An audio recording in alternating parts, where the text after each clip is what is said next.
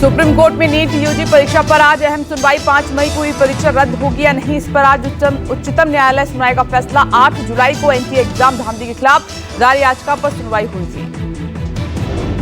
Supreme court में दायर अपने हलफनामे में केंद्र सरकार और एनटीए ने दोबारा परीक्षा कराए जाने का किया विरोध। एनटीए की दलील कुछ एक जगहों पर हुई पेपर लीक हुआ, सोशल मीडिया पर वायरल वीडियो को बताया फर्जी।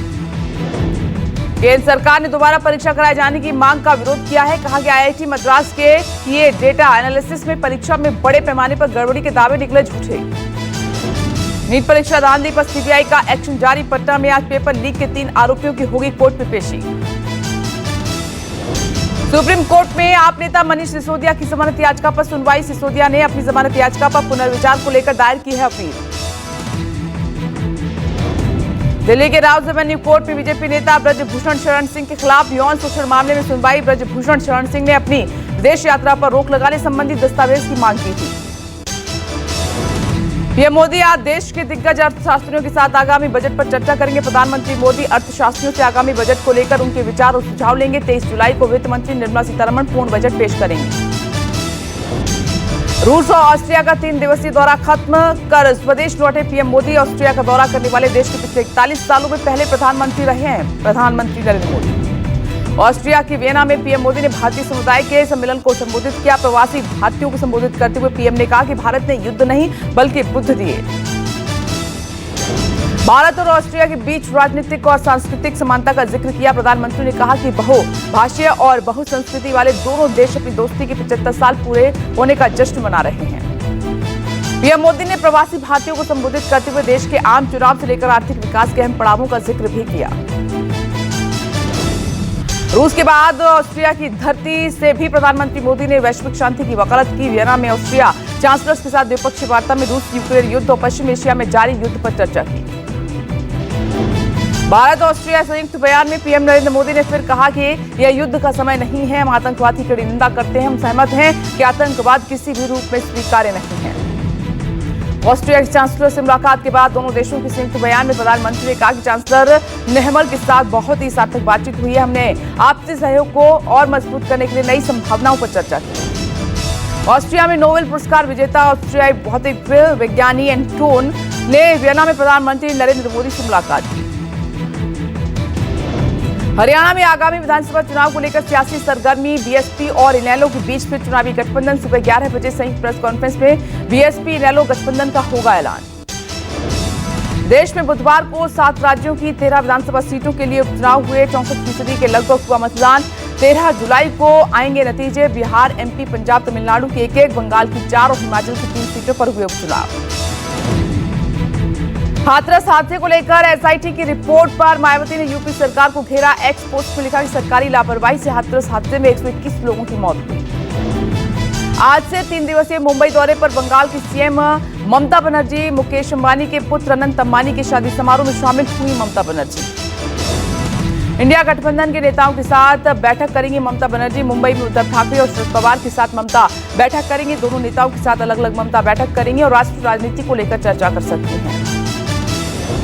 देश में डेंगू के बढ़ते प्रकोप को लेकर केंद्रीय स्वास्थ्य मंत्रालय की बुधवार को हुई हाई लेवल मीटिंग। स्वास्थ्य मंत्री जेपी नड्डा की अध्यक्षता में हुई बैठक के बाद एडवाइजरी जारी। सरकारी अस्पतालों में अलग वार्ड बनाने के निर्देश। महाराष्ट्र विधान मंडल के दोनों सदनों को आज संबोधित करेंगे उपराष्ट्रपति जगदीप धनखड़। विधानसभा अध्यक्ष राहुल नार्वेकर और विधान परिषद उपाध्यक्ष नीलम ने उपराष्ट्रपति को आमंत्रित किया था। लोकसभा में विपक्ष के नेता राहुल गांधी महाराष्ट्र के सुप्रसिद्ध पंढरपुर वार्षिक धार्मिक यात्रा में शामिल होंगे। 14 जुलाई को यात्रा में शामिल हो रहे हैं। समाज सुधारक तुकाराम और संत ज्ञानेश्वर की याद में हर साल निकाली जाती है 250 किलोमीटर की यह यात्रा।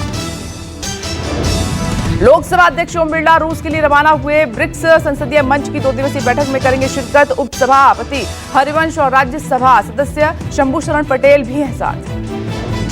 बिहार की राजनीति में एक नई सियासी पार्टी की एंट्री हुई। चुनाव विश्लेषक प्रशांत किशोर गांधी जयंती यानी कि 2 अक्टूबर को अपनी राजनीतिक पार्टी करेंगे लॉन्च। राज्य की सभी 243 सीटों पर उतारेंगे प्रत्याशी। 75 मुस्लिमों को देंगे टिकट।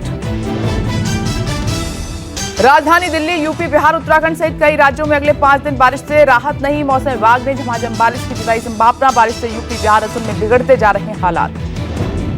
हिमाचल प्रदेश में आज और कल भारी बारिश को लेकर अलर्ट जारी। मौसम विभाग ने तेज हवाओं के साथ भारी बारिश की जताई आशंका। कई जिलों में बारिश को लेकर येलो अलर्ट।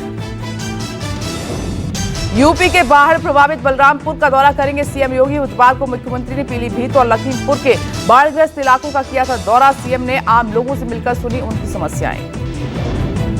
सीएम योगी के साथ एनडीआरएफ और एसडीआरएफ की रिजर्व टीमें भी मौजूद रही। सीएम योगी लखीमपुर खीरी के उन इलाकों में भी पहुंचे जहां बाढ़ के कारण जरूरी चीजें जुटाने में भी बहुत मुश्किलें हो रही हैं। यूपी में हर तरफ बाढ़ का असर देखने को मिला। सड़कों पर कई फीट तक पानी भर गया। लोग जरूरी सामान को सुरक्षित बचाने की जुगत में जुट गए और परिवार के साथ छतों पर चढ़ गए। बाढ़ और जल भराव को लेकर अखिलेश यादव ने बीजेपी सरकार पर जमकर हमला बोला। अखिलेश यादव ने कहा कि स्मार्ट सिटी के नाम पर बीजेपी ने खूब ठगा। उत्तराखंड के चमोली में भीषण सड़क लैंडस्लाइड से होने पर अफरा तफरी मच गई। ऊंचे पहाड़ से बड़े बड़े पत्थर गिरते देख आसपास मौजूद लोग जान बचाने के लिए सुरक्षित जगहों पर भागे। मुंबई के वर्ली हिट एंड रन मामले में आरोपी महेश शाह की गर्लफ्रेंड से होगी पूछताछ। पुलिस ने मिहिर के 3 दिनों तक गायब रहने में उसकी गर्लफ्रेंड का भी हाथ होने की आशंका जताई है। दिल्ली के राष्ट्रपति भवन के बैडमिंटन कोर्ट में राष्ट्रपति द्रौपदी मुर्मू ने शटलर साइना नेहवाल के साथ खेला बैडमिंटन। भारत ने जिम्बाब्वे को तीसरे T20 मैच में 23 रनों से हरा दिया। भारत ने पहले बल्लेबाजी करते हुए 183 रनों का लक्ष्य दिया, जिसके जवाब में मेजबान टीम 6 विकेट पर 159 रन ही बना सकी। आईसीसी की T20 बल्लेबाजी रैंकिंग में सूर्यकुमार यादव दूसरे पायदान पर कायम हैं। ऑस्ट्रेलिया के ट्रेविस हेड 844 पॉइंट के साथ पहले स्थान पर हैं, जबकि फिल सॉल्ट 797 अंक के साथ तीसरे स्थान पर हैं। यूरो कप 2024 की खिताबी जंग स्पेन और इंग्लैंड के बीच होगी। 14 जुलाई को फाइनल खेला जाएगा। बुधवार को दूसरे सेमीफाइनल में इंग्लैंड ने नीदरलैंड को 2-1 से हराकर फाइनल में जगह बनाई। भारी बारिश से सब्जियों की कीमतों में भारी उछाल है। टमाटर की कीमत में लगी आग, 90 रुपए पहुंचे दाम। आजादपुर मंडी, गाजीपुर मंडी और ओखला मंडी में बढ़े सब्जियों के दाम। बरसात से सब्जियों के दामों में बढ़ोतरी। सब्जियां 30 से 40 रुपए महंगी। नींबू, टमाटर, धनिया, भिंडी, तोरई और अरबी के दाम ने आसमान छुए। सब्जियों के दाम ने बिगाड़ा रसोई का बजट। मंडी में टमाटर 80 से 100, भिंडी 60 से 80, तोरई 80 और बैंगन 80 के भाव में बिक रहा है। दालों की कीमत को लेकर यूपी के कृषि मंत्री सूर्य प्रताप शाही का गैर जिम्मेदाराना बयान। हंसते हुए कहा कि कहीं भी 100 रुपए प्रति किलो से ज्यादा कीमत पर नहीं बिक रही दाल। ये गलत सूचना आप दे रहे हैं। 100 रुपए किलो से ज्यादा कहीं दाल नहीं है।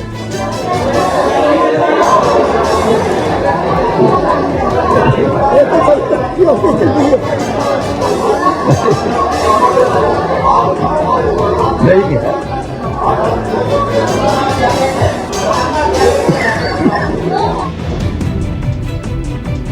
सूर्य प्रताप शाही के बयान पर कांग्रेस का पलटवार। कहा, महंगाई से परेशान जनता की दर्द से अनजान है मंत्री जी। जनता चुनाव में आटे दाल का भाव मालूम करवा देगी।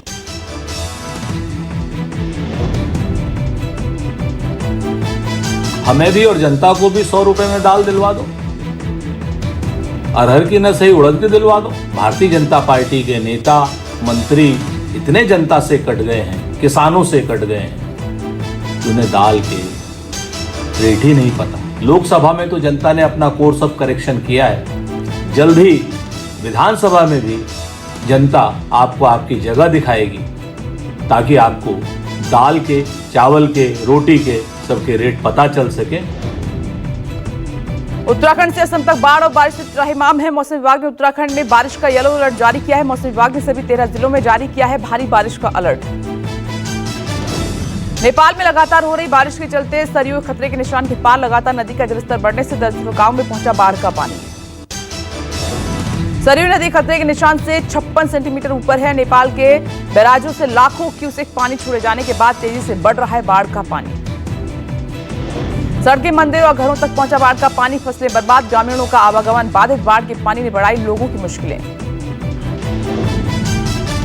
हमारे लगभग 50 से ऊपर स्ट्रेंथ है बच्चों की और हर साल पानी आ जाता है। पिछले साल भी आ गया था और अभी सुनने में आ रहा 3 लाख क्यूसेक पानी छोड़ा गया है और अभी लेटेस्ट न्यूज़ यही आई है कि 5 लाख क्यूसेक पानी छोड़ा गया है, तो और भी पानी यहाँ बढ़ जाएगा। यूपी, बिहार, महाराष्ट्र, उत्तराखंड और असम सहित 6 राज्यों में बारिश और बाढ़ का कहर जारी है। असम में बाढ़ से मंगलवार को 7 लोगों की हुई मौत। राज्य में बाढ़ से मौतों का आंकड़ा 79 तक पहुंचा। यूपी बिहार के मैदान से उत्तराखंड के पहाड़ तक बारिश से त्राहिमाम शहरों में सड़कें बनी समंदर, गांव में घुसा पानी। उत्तराखंड में बारिश की वजह से जगह जगह लैंडस्लाइड, कई सड़कें हुई बंद। नेपाल में भारी बारिश के बाद कोसी बैराज के सारे दरवाजे खोल दिए गए। 44 साल बाद कोसी बैराज के सभी दरवाजे खोलने से बिहार और पूर्वी यूपी के कई जिलों में हाहाकार। पूर्वी चंपारण में बढ़ा बाढ़ का खतरा।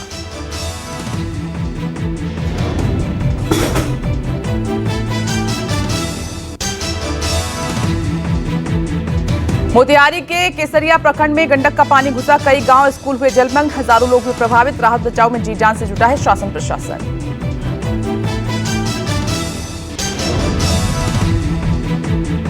यूपी के मथुरा में भारी बारिश से आम जनजीवन अस्त व्यस्त।